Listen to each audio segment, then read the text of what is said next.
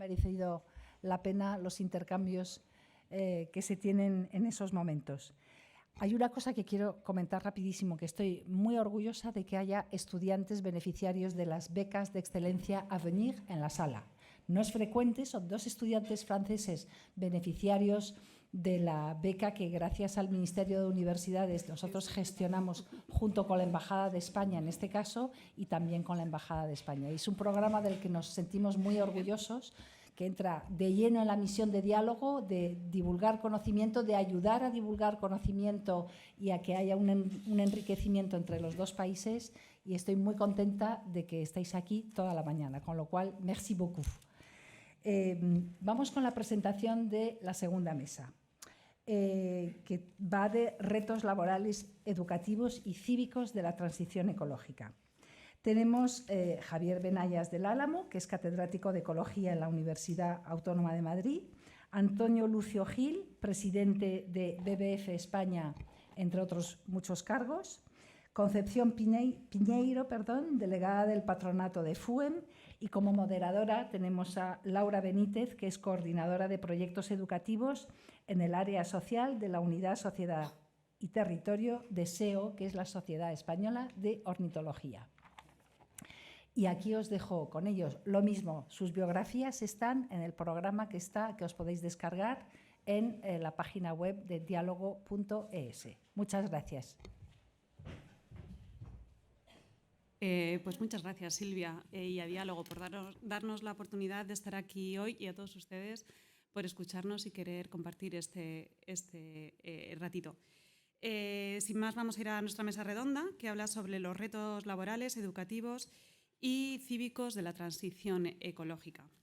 La transición ecológica, hemos hablado y se ha hablado, se ha escuchado, la conocemos, sabemos que es un cambio social que busca un desarrollo sostenible, que esté basado en la restauración ecológica, en la resiliencia comunitaria y en la equidad social. Y que para lograrlo es cierto que necesitamos medidas en muy diferentes ámbitos.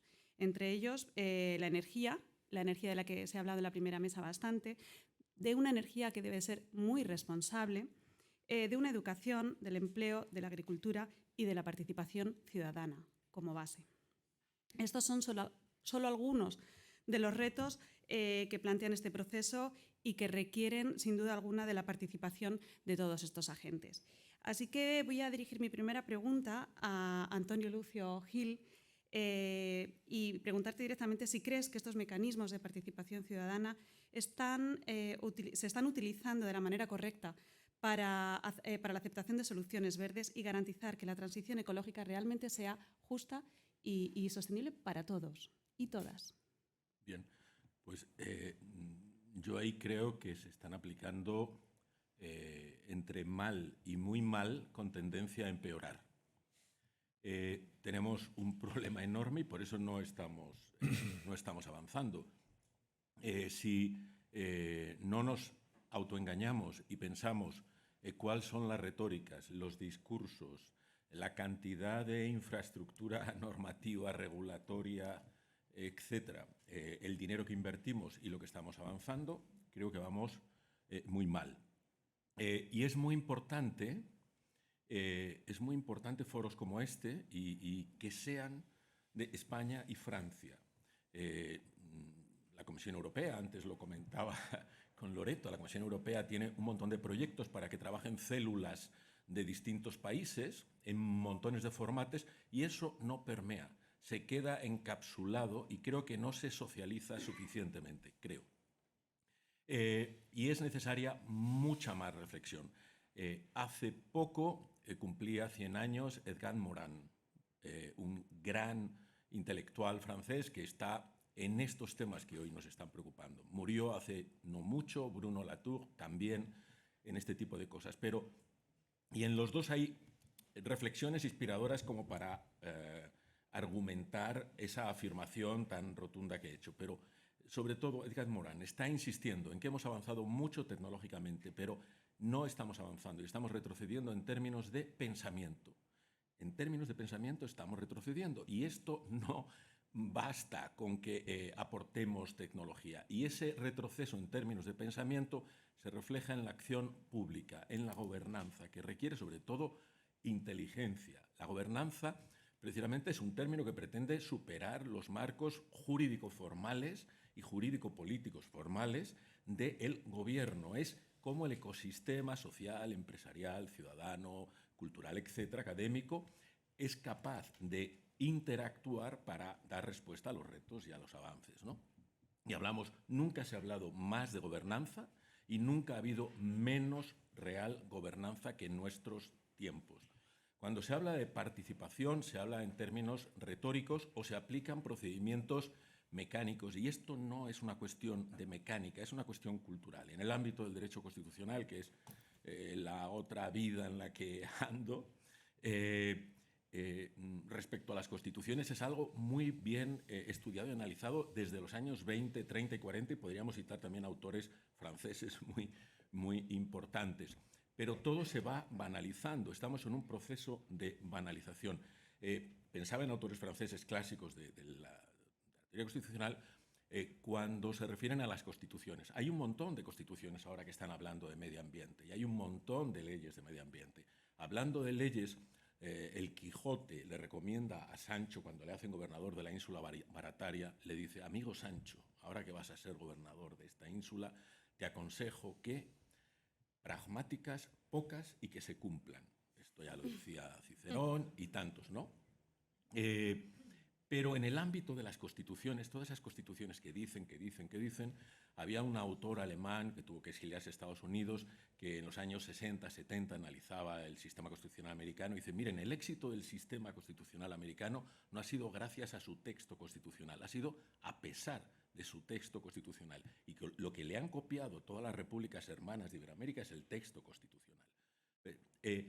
¿A dónde voy? Que hay un elemento, que es lo que señalan los autores clásicos a principios del 20, que es las normas culturales, los valores culturales. Y esto tiene que ver con la gobernanza y tiene que ver con los desafíos a los que nosotros estamos sometidos en medio ambiente. Son cuestiones conflictivas, pero el nivel de contaminación del politics respecto a las public policy es enorme. Nosotros utilizamos la misma palabra, política, para dos conceptos que son absolutamente distintos. Y el politics, claro que hay una parte de juego, no estamos en un mundo ideal, no estamos en un mundo de ángeles, de acuerdo, pero el nivel de entropía del politics, del juego de poder, tiene que estar autolimitado. Y la sostenibilidad tiene que ver con la autocontención. Estamos hablando de los límites de nuestros recursos naturales, de nuestro planeta. La idea de límites en el ámbito de la acción pública, de la gobernanza, del gobierno, de las políticas, etc., la idea de límites es así. No resisten nuestros edificios constitucionales todo. Hace falta un self-restraint que siempre ha existido y que ahora no existe, porque forma parte de la cultura en la que estamos. Estamos en un entorno de cultura de hablamos de límites y actuamos sin límites. Y uno de los ámbitos donde más claro está esto es en el ámbito del mundo político, aplicado más en concreto a la participación. Estamos en una aceleración enorme de todo. Antes el secretario de Estado hablaba de velocidad versus cómo, ¿no? Los romanos, y era el lema del emperador Augusto, era festina lente.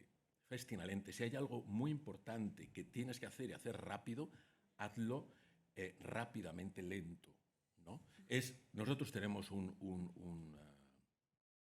dicho, ¿no?, muy taurino, que todos sabemos cuál es: vísteme despacio que llevo prisa, ¿no? Vísteme despacio que llevo prisa.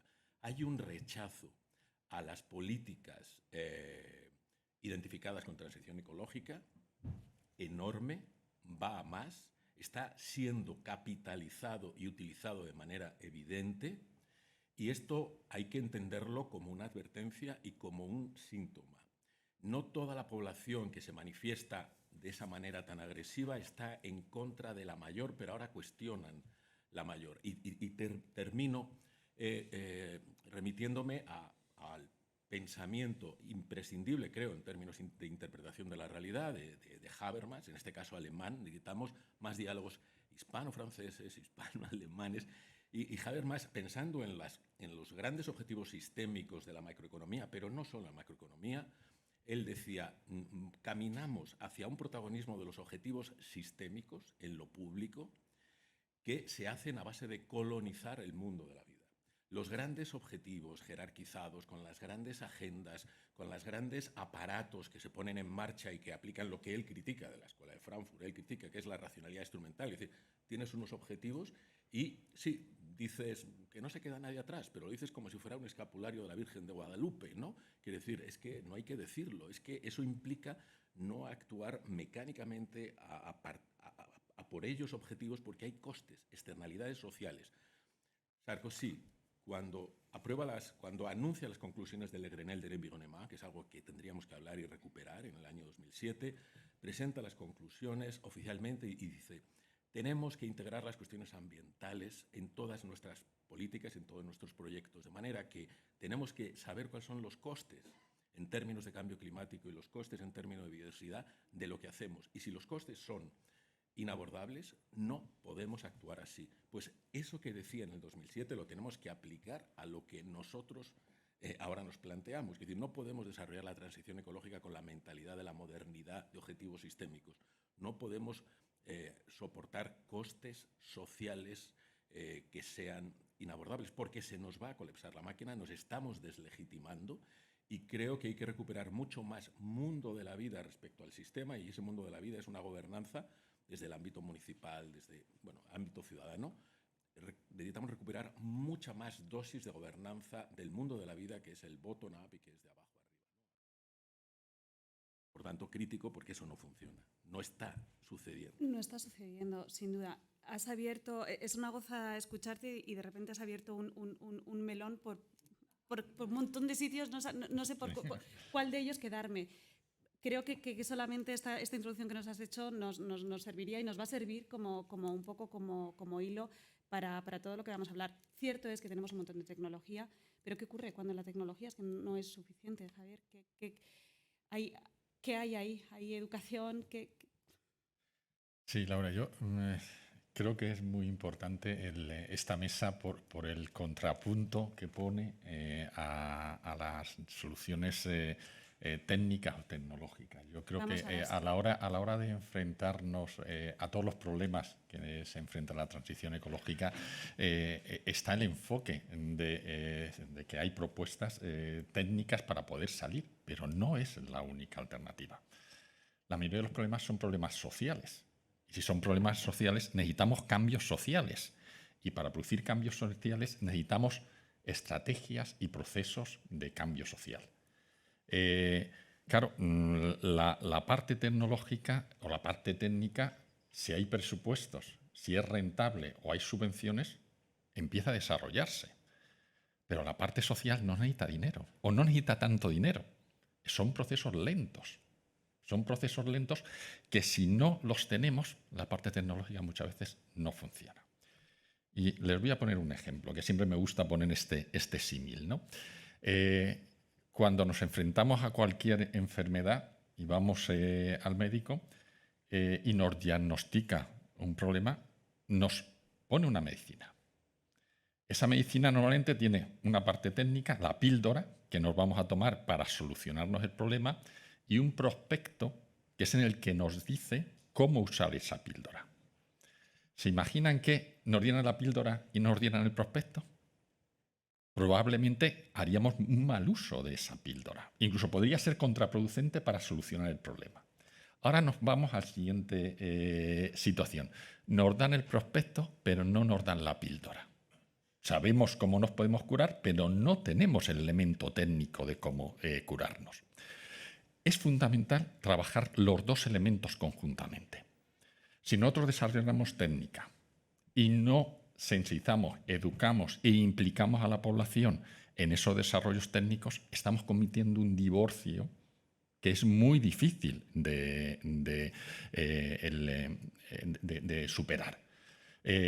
Por eso, cuando ahora mismo, por ejemplo, es decir, está de moda, antes lo comentaban, la situación de la agricultura, es curioso que se esté acusando al sistema político cuando el mayor porcentaje de la Unión Europea de presupuestos se dedica a la agricultura, a subvenciones a agricultura y ganadería.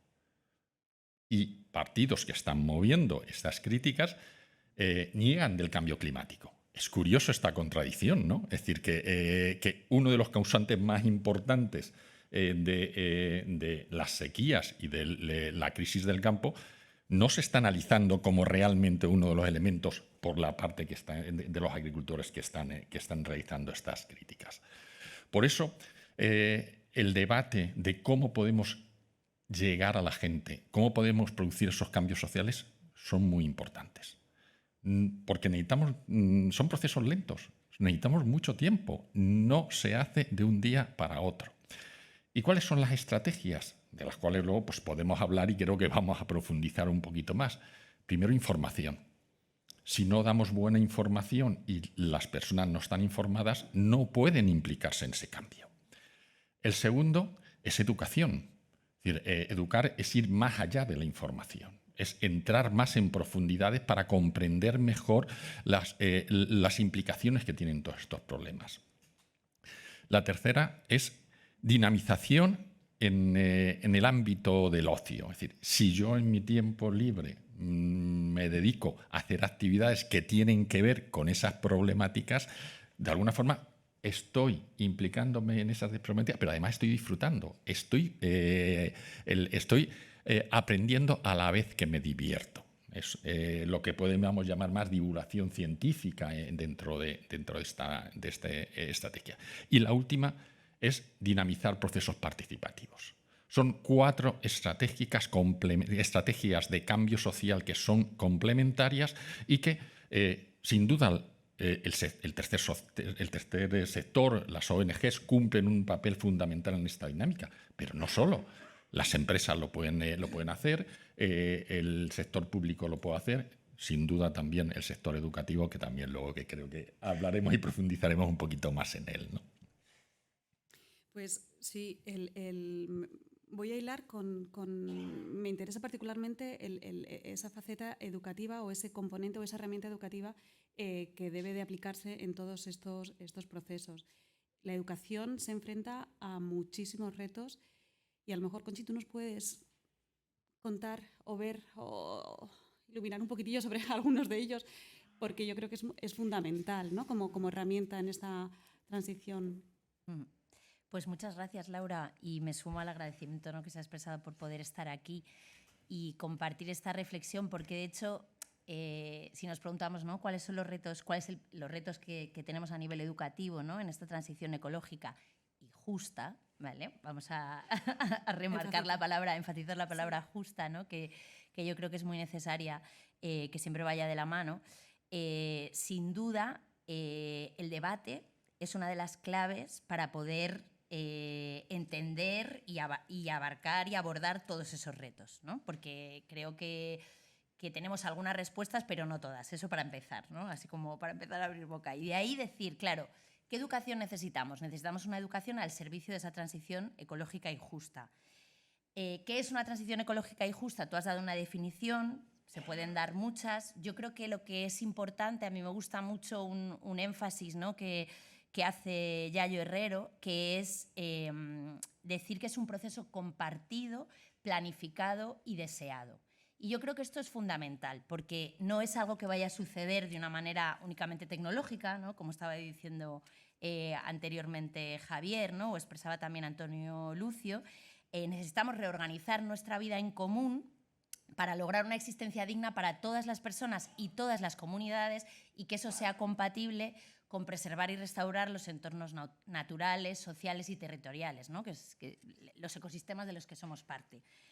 Y la definición no es baladí, porque necesitamos, me encanta que estemos hablando de lo rápido y lo lento, porque uno de los retos es entender que estamos en una urgencia ecosocial, que vivimos un momento histórico de excepción, ¿no?, que es, pues lo dicen muchas personas. Una de las personas que a mí me gusta mucho como lo cuenta, pues es Cois Fernández Casadevante, ¿no? Estamos en ese momento histórico de excepción y la responsabilidad en este momento histórico pues es algo que necesitamos todas las partes de la sociedad agarrar fuertemente, ¿no? Y yo creo que ese es un reto de cambio de imaginarios sociales, de cambio cultural, que es el reto profundo que tenemos, ¿no? La mesa anterior ha acabado con Alicia diciendo no solo es cambio climático, es detener la crisis de biodiversidad, ¿no? La pérdida de biodiversidad, y es reducir la huella material. Bueno, es que claro, el elefante en la sala está que en el cambio de imaginario social necesitamos romper el paradigma del crecimiento económico, en el cual está nuestro proyecto de vida, ¿no? Muchas veces proyectos de vida muy individualizados o individualistas están basados, ¿no? en un crecimiento económico, pero también nuestros proyectos empresariales, nuestros proyectos organizacionales, nuestro modelo económico, político y social. Antes se ha hablado del modelo energético, pero claro, es que la responsabilidad de la crisis ecosocial está en el modelo económico, político y social mayoritario. Y es que es fundamental que lo podamos hablar, porque la contracción material se va a dar, material y energética. Se tiene que dar, se debe dar. Y en lugares como este, pues tenemos que hablar de cómo vamos a hacerlo democráticamente, de cómo vamos a asumir que, ¿no? que la vida buena es una vida con menos energía, con menos materiales, con más riqueza relacional, con unos cuidados distribuidos, ¿no? y trabajados, con unos procesos comunitarios estupendos, pero con vidas que tengan menos huella. En los lugares donde la vida tiene una huella, ¿no? Importante, porque no nos podemos olvidar que somos parte de un mismo planeta que es limitado, ¿no? Entonces, este cambio de imaginario, claro, ¿qué es lo que sucede? Pues que esto no solo se puede dar en la educación formal. Yo estudié ciencias ambientales y me acuerdo que cuando empecé la carrera, Javier ha sido profesor mío, todo el mundo me decía, ¡qué bien! Soy de una de las primeras promociones. Me decían, ¡qué bien! La carrera del futuro.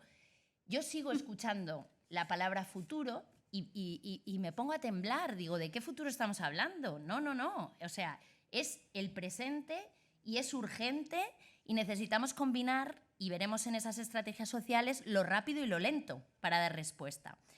No quiero extenderme más, pero sí decir que en esa transición ecológica y justa, una de las cosas que se han hablado, ¿no? es que no nos afecta igual las consecuencias de la crisis ecosocial según el género, ¿no? Se hablaba en la mesa anterior, según género, según clase, según procedencia, según edad, ¿no? Y todo esto lo tenemos que tener en cuenta porque queremos conseguir vidas dignas y seguras para todas las personas y todas las comunidades. Y de eso tratan los aprendizajes ecosociales. Pero no solamente pasa por cambiar el currículum y cambiar los materiales, sino que pasa por cambiar el funcionamiento de toda la escuela, la implicación de la comunidad educativa, los trabajos a todos los niveles, o sea, desde el comedor hasta el pasillo, pasando por la extraescolar, ¿no? o el ocio, como decía Javier. Y el tema es que necesitamos que esto se haga en todos lados. O sea, en todos lados.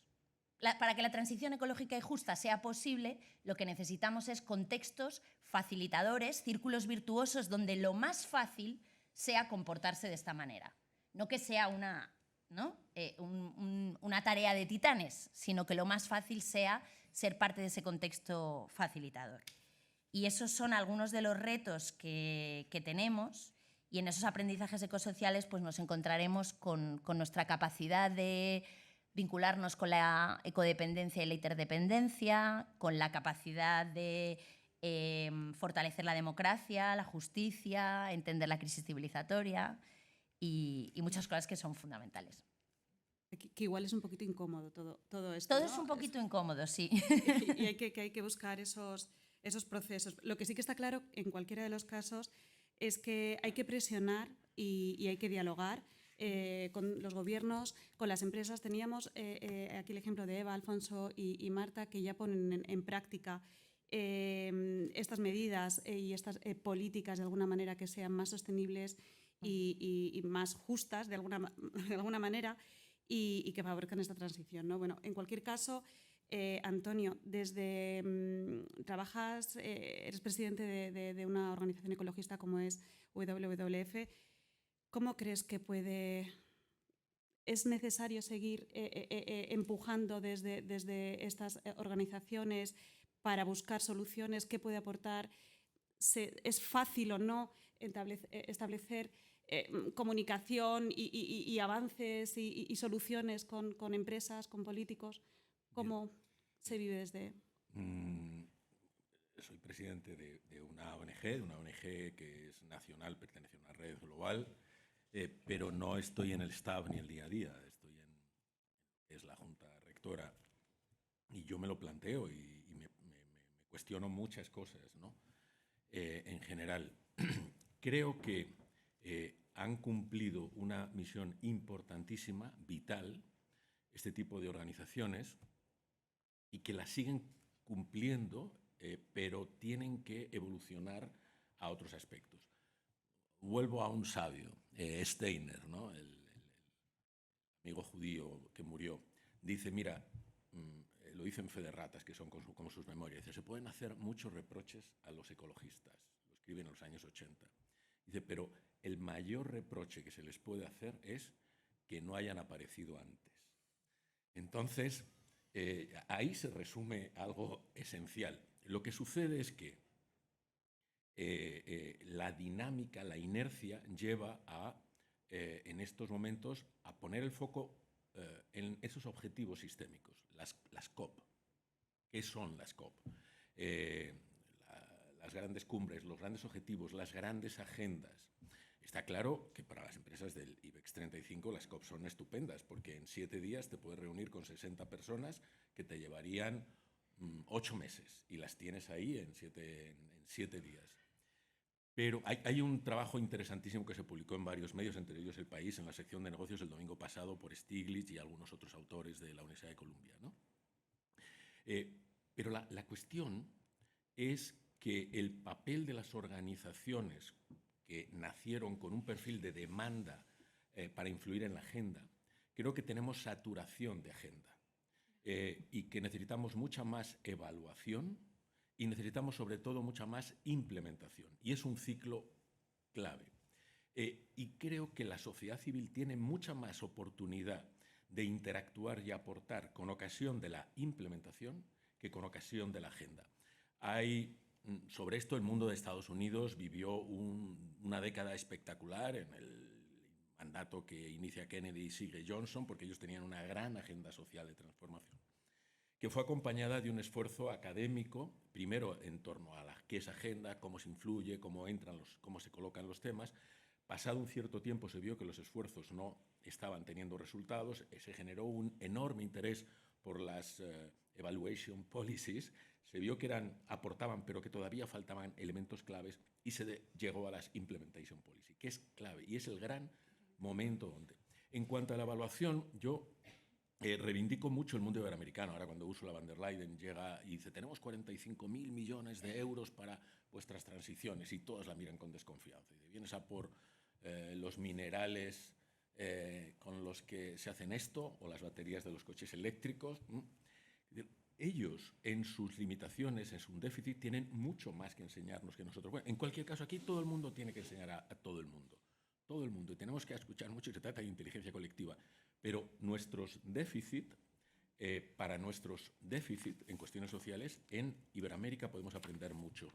En Colombia hay un proceso que se llama Bogotá como vamos, que empezó a funcionar en el 97 con un resultado espectacular, que se centran en la evaluación de políticas públicas. Es decir, oiga, ustedes que están en el gobierno se comprometieron con este programa, sus objetivos, déjenos que les hagamos una evaluación sin sesgo, sin manipulación, con un lenguaje comprensible por todo. Y eran organizaciones sociales. Ese proyecto es espectacular y luego se ha ido transmitiendo a otros sitios. Pero la implementación es la clave. Entonces creo que nuestras organizaciones les puede ser relativamente fácil comunicarse con Iberdrola, con el gobierno en Madrid, o el equivalente en Washington, o el equivalente en Bruselas. Eso no basta. Es más, hay muchos peligros en ello, porque crees que estás cubriendo todo el espectro y todos estamos en Madrid, tenemos las sedes a 800 metros y estamos en los objetivos sistémicos. El mundo de la vida es otra cosa, está en el territorio de la provincia, también en Madrid. En cuanto salgamos a ciertos barrios, empezamos a ver el mundo de la vida. Entonces, el riesgo es que caigamos en la trampa de centrarnos en influir en la agenda y en los objetivos sistémicos. Tenemos que trabajar mucho más en la implementación y en la evaluación, pero mucho más en la implementación, en pequeño, en lo concreto, en una cosa que comento, pero que es clave. los fenicios, y que viene a cuento de Machucato y del proyecto de Misiones. Antes se citó a Machucato, los grandes proyectos, el proyecto Apolo, ya. Pero hay que aterrizar, como dice Bruno Latour, hay que aterrizar. Y desde los tiempos de los fenicios, los barcos a 4 millas se paran. Y viene alguien de la población que conoce el paisaje costero inmediato de vientos a meter el barco en el territorio. Si no, el barco no entra. No tenemos prácticos de puerto. No tenemos prácticos de puerto. Y el práctico de puerto es la inteligencia del territorio. La inteligencia territorial, el paisaje, la legislación francesa de paisaje que inspiró el Convenio Europeo del Paisaje del Consejo Europeo del año 2000, que yo creo que es el instrumento jurídico más importante, más valioso para nuestros desafíos, que no se conoce, que no se aplica y que está sin estrenar. Y le insisto mucho a mi organización, paisaje, paisaje, paisaje, en las reuniones globales. Y es verdad que BBF a nivel internacional ha cambiado en el último año y en el esquema de organización han introducido el elemento paisaje como escenarios con unas características similares. Y hemos tenido problemas en África precisamente porque a veces, por objetivos sistémicos de conservación, no eres capaz de ver a la comunidad local que tiene una sensibilidad, que tienes conflicto, con lo cual el mantra ahora, en los 2 últimos años de nuestra organización a nivel global, es Nature and People. Bueno, pues que es muy anglófono, en francés o en español y tal. Se lo está diciendo la organización a sí misma. Se lo está diciendo la organización a sí misma. La aplicación es el desafío, y cuando estás en organizaciones de países en desarrollo y no de los donantes, y estás con personas de los staffs que están trabajando en el terreno, lo vives. Y es lo que necesitamos, aterrizar. Sí que es cierto que a veces desde las organizaciones ecologistas tenemos que apostar un poco más por esa visión conjunta de paisaje y no tanto por la especie, por el bicho, por el águila imperial en lo que ha sido Toca, por ejemplo, ¿no? Has dicho o has utilizado una expresión que me ha gustado mucho, práctico de puerto. Y yo creo que Javier... Práctica. O práctica Perdón. de puerto, en este caso va a ser práctico de puerto. En las presentaciones, en los PowerPoint pongo una foto y pongo a la primera mujer práctica de puerto, que no me acuerdo su nombre, pero esta mujer que está subiendo. Algún día te acordarás. Pues debería saberlo. En fin, pues yo también me lo voy a aprender porque me ha gustado el concepto de... Tengo un amigo práctico de puerto en Mallorca. De práctico de puerto. Y creo que eres práctico de puerto en la materia... eres profe, catedrático en la universidad, pero también eres concejal. ¿Son factibles estas prácticas? ¿Se puede ir a lo concreto, como nos estaba diciendo Antonio? ¿Se puede aterrizar estas políticas abajo? ¿Es viable? Sí, son dos Sí. partes. Si quieres, Sí. abordo primero, si quieres, la parte pública y luego nos metemos a la universidad, que yo creo que es una dimensión también que es muy importante en todo esto que estamos hablando. Desde la parte pública, yo creo que es muy interesante ser consciente del error que hemos cometido los que nos dedicamos a sensibilizar o a intentar producir cambios sociales en esta transición ecológica. Y es que en la mayoría de las veces llegamos a un público que ya está convencido. Es decir, educamos o intentamos dinamizar procesos de formación y sensibilización a gente que ya está totalmente implicada con lo que nosotros estamos contando. Y os pongo un ejemplo. Es decir, yo estos 8 años, lo he dejado ahora en junio, he sido concejal de mi pueblo. Y cuando yo hacía una medida, una política ambiental, se veía que tenía un 10% de personas convencidas. Es decir, como totalmente entusiastas de lo que yo iba a hacer y que se apuntaban en cuanto yo ponía en marcha esa medida o esa propuesta. Luego puedo hablar de un 10 o un 15% de interesados, pero que necesitan un empujoncito. Es decir, que de alguna forma están predispuestos, pero de alguna forma necesitan una ayudita para incorporarse a ese 10%. Con eso llegamos a un 25%. Nos queda el resto del 75% de la población que tenemos que ver cómo llegamos. Porque estos procesos, si no llegamos a ese 75%, no estamos produciendo los cambios sociales que queremos. ¿Cómo se consigue? No hay una solución mágica, Pero, de luego, la incentivación y la incentivación económica es lo que funciona en nuestro país y en nuestra sociedad.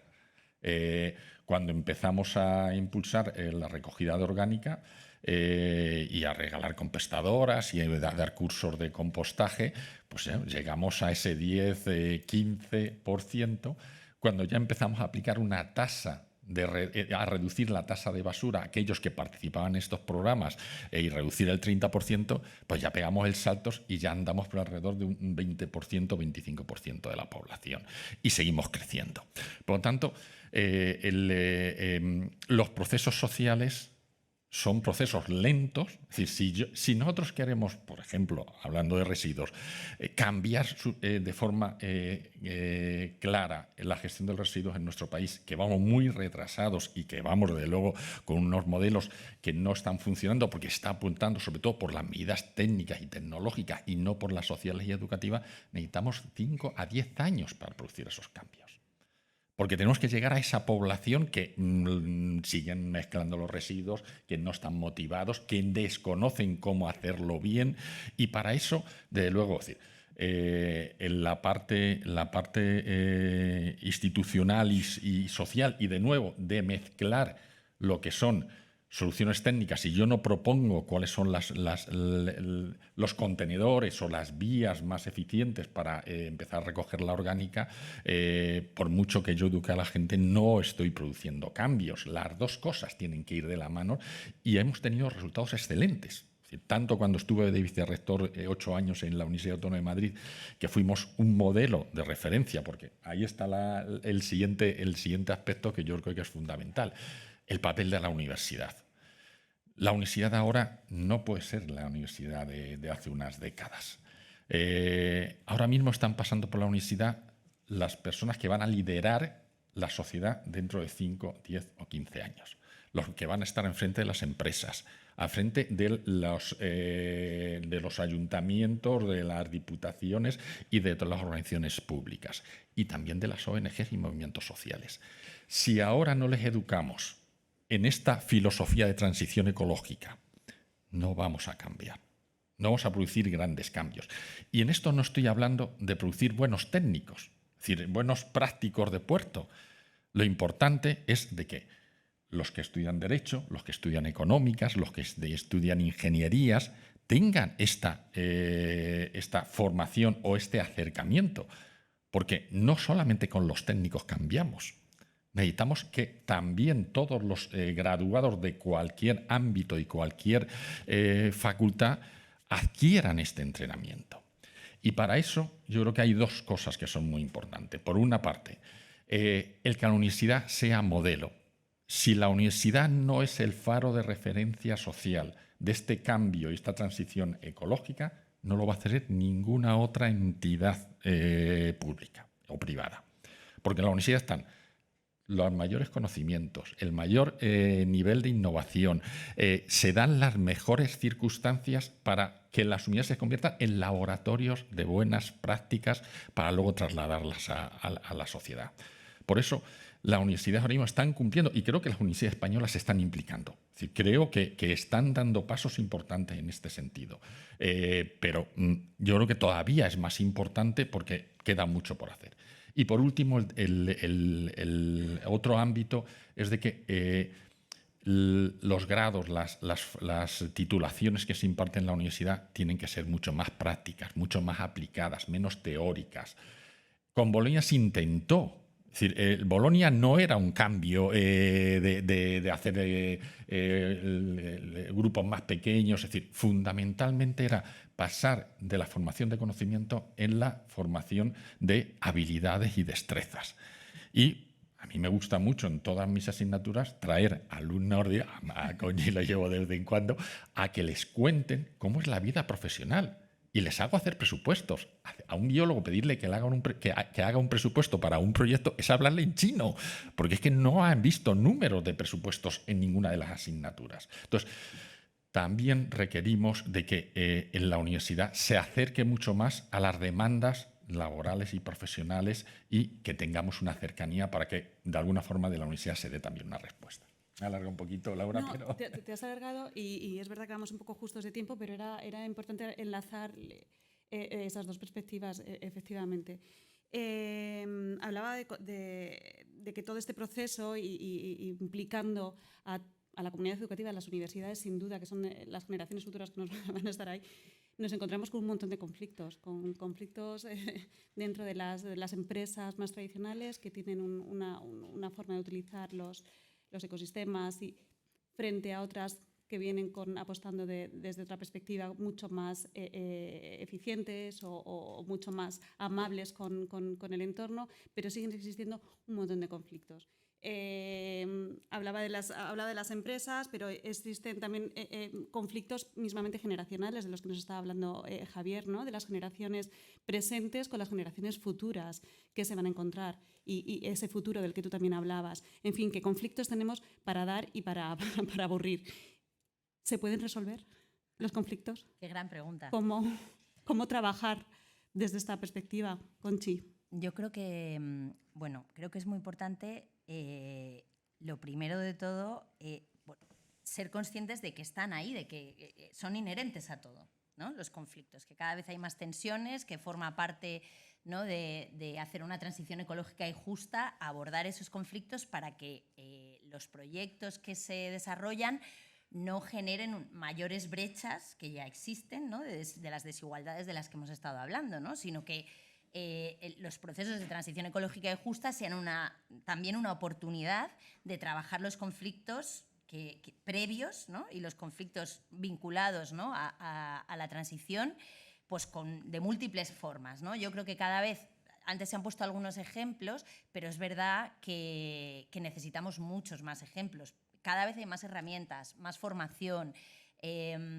Nosotros, digamos, desde el lado de FUEM, ¿no?, de la Fundación, analizamos los conflictos y proponemos, ¿no?, pues formas en las que se abordan, ¿no?, en distintos lugares y territorios. Desde la cooperativa de la que soy socia desde hace muchos años, participamos en un montón de procesos de Altequio, un montón de procesos de gestión, ¿no?, de conflictos socioecológicos a nivel territorial. Es posible gestionar los conflictos, pero como decía, como en esa alianza entre lo rápido y lo lento, necesitamos tener la rapidez de plantear desde el minuto cero que va a haber conflictos, que no solamente necesitamos escucha, sino que necesitamos mucho más, porque necesitamos mecanismos de gobernanza, de los que hablaba Antonio.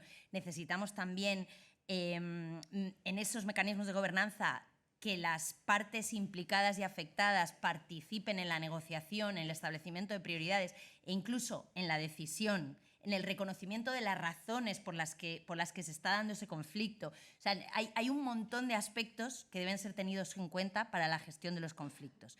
Es complejo, pero es verdad que se está dando y que cada vez hay más procesos, más ejemplos, pero se necesita mucho más. Se necesita que esté desde el minuto cero y que cuando estamos en las conversaciones, la conversación sea lenta para poder entendernos.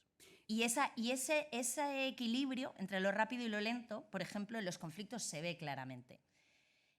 Porque cuando todas las partes se ponen a hablar, claro, cuando hay un conflicto todo el mundo quiere hablar a la vez. Y volvemos a los procesos de participación. Y volvemos a los procesos de participación, efectivamente. Y de hecho la participación es un mecanismo de prevención de conflictos y de gestión de conflictos también. Y hilando con lo que decía también Javier antes, hay procesos de participación que son fundamentales porque nos permiten profundizar en la democracia, como son todos los mecanismos actuales de democracia deliberativa, como la Asamblea Ciudadana para el Clima, que impulsó el Ministerio de Transición Ecológica y Reto Demográfico en este país hace no más de 2 años, que son fundamentales porque participa gente de la no convencida.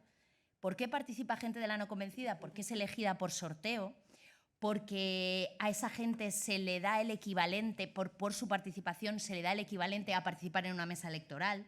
Por tanto, la política pública apuesta porque todas esas personas que representan una mini España hagan recomendaciones para el gobierno, pero no solo para el gobierno, para las empresas, para las organizaciones de la sociedad civil, para la ciudadanía en general. Este tipo de mecanismos son fundamentales y cada vez necesitaremos más. Necesitamos asambleas ciudadanas para muchos temas, ¿no? De hecho, la que se realizó hace 2 años fue una asamblea paraguas y la idea es que haya asambleas específicas sobre temas más concretos y asambleas a escalas más locales como la que se ha dado en Palma o en Mallorca o como la que se ha dado en Barcelona. O sea, necesitamos este tipo de mecanismos y con esto termino, creo que es muy importante que tengan en cuenta mecanismos de inclusión, de accesibilidad, ¿no? Para que realmente el que nadie se quede atrás no sea una especie de coletilla, ¿no? Eso está estructurado metodológicamente, que nadie se quede atrás. Si realmente creemos en la participación y establecemos estructuras, podemos hacer que eso suceda, que nadie se quede atrás, ¿no? Y que todo el mundo sea parte de este proyecto que es la transición ecológica y justa. Que se escuchen esas voces. Y que se escuchen, y la participación nos da legitimidad, nos fomenta la sabiduría colectiva que decía Antonio, y es fundamental, por ejemplo, con experiencias como la plataforma 2030, CITES 2030, las misiones para las ciudades, ¿no? En esa gobernanza multinivel, ¿no? De la que estamos hablando, a todas las escalas, establecer mecanismos de participación más pegados al territorio y proyectos como pueden ser los de APN Madrid o TEMIS que nos hacen que la gente que normalmente está excluida de estos mecanismos de decisión sea parte.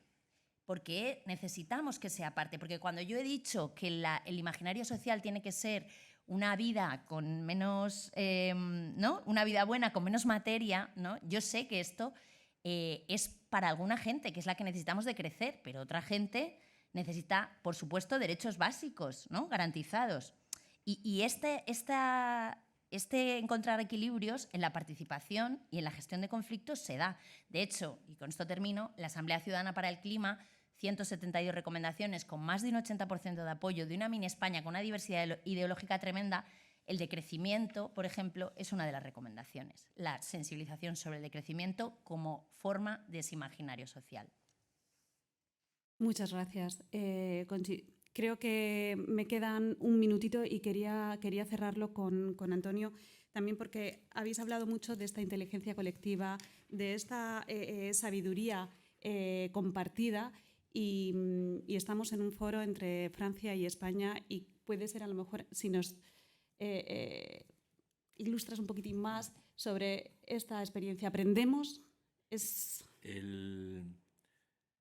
Yo creo que la literatura y el arte es muy importante y la cultura también popular. Recuerdo una experiencia de educación ambiental en el año 2002-2003 que siguió 4, 5 y 6, que se le puso un nombre, pero eso es lo de menos, en zonas rurales donde se les planteaban encrucijadas respecto a una carretera, un desdoblamiento, y se mezclaban muchas cosas, ¿no? Y coincidió la actividad de educación ambiental en los entornos escolares, en las escuelas. Los que dieron la educación ambiental fueron los viejos del pueblo. Se buscó a los viejos sabios del pueblo para que les hablaran de residuos, de biodiversidad, de agua. Había unos monitores de educación ambiental, unos profesionales de la educación ambiental, los dos. Pero el papel protagonista de la sabiduría local, con el lenguaje local, con las referencias al paisaje. El paisaje es un ejercicio de inteligencia territorial. Hay bueno, lo dicen mucho, ¿no? Estoy ahí diciendo muchas citas, pero hay un filósofo pensador, Jung Ui, que también aparecía hace poco en los medios de comunicación mainstream, que dice algo que dicen otros muchos, y que tiene que ver con el paisaje. Dice, no se trata de hacer una reivindicación sin más de lo local o de lo tradicional para que figure en el museo, sino que en lo local y en lo tradicional y en el paisaje hay una historia del pensamiento, hay una inteligencia colectiva con una dimensión tecnológica. Es esa historia y esos procesos de conocimiento los que tenemos que ir a ellos, conocerlos, reconocerlos, y es verdad que el propio lenguaje de las propias personas, que a veces está recogido en relatos, en leyendas, en cualquier caso, el territorio no es un mapa en blanco y no se puede llegar al territorio como si fuera un mapa en blanco. Hay que escuchar y lo que se haga no es algo que uno propone para que otros acepten. Lo que se haga tiene que ser algo compartido. Y a veces sucede, como en esa novela de Miguel Delibes, donde llega el candidato, se llama El diputado voto, el señor Cayo, y dice, acaba la novela y dice el candidato, hemos ido a redimir al Redentor. Nosotros, los de la ciudad, que hemos bajado del burro en nombre del progreso a esta gente, ¿y qué será de nosotros cuando nadie sepa para qué sirve la flor del saúco? Tenemos que aprender todos de todo, y yo, mejor que participación, me gusta hablar de conocimiento compartido. Pues un honor. Gracias, Diálogo, por haberme permitido colarme en esta mesa. Ha sido una auténtica gozada escucharos y compartir este conocimiento. Muchas gracias a todos vosotros por asistir. Gracias a todos los ponentes. Pues el secretario de Estado ya no está, pero ya le hemos agradecido. Gracias a Loreto. Gracias a las empresas que han hecho que esto fuera posible, al CaixaForum, etcétera, etcétera. Os damos cita pronto, el mes que viene recibiréis pronto una convocatoria para el próximo acto de diálogo. Muchísimas gracias y nos vemos pronto. Hasta luego.